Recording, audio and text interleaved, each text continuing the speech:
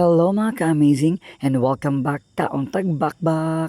So for today's video mga ka-amazing nang laag mi kauban sa akong mga dancers kay magpawala mi sa mga stress og mga kakapoy sa mong pag-practice ani nga time sa Migayon Festival nga grabe ka rush ang tanan. So karon padulong mi sa Mount Dupungan ang gitawag nga Little Tagaytay diri sa Dinas kauban gyapon sa akong mga dancers and propsmen. Okay, so man siya nagpakusog og padagat og bibo kay miining panahon na gyud as in nalingaw ko dili na ko na-realize nga nice kay mabuhi, nice kay maglakaw-lakaw, nice kay ma-explore sa life. Kanang ayaw itong mabitog pagpakuan lang sa mga kaguulog problema. Kanang dapat pud ka ma-explore sa kinabuhi. Kay aron pud malahi bitaw imong palantaw, mong perspective sa life.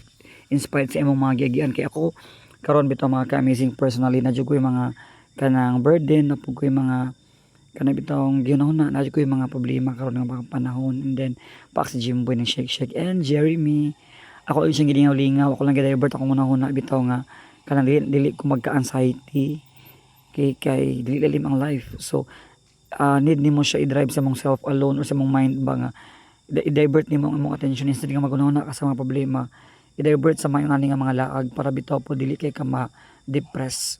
So mo ni overlooking kay diri ang view, grabe gid siya ka 360. As in amazing jud diri sa Mount Dupungan diri sa Dinas sa Sambuanga del Sur.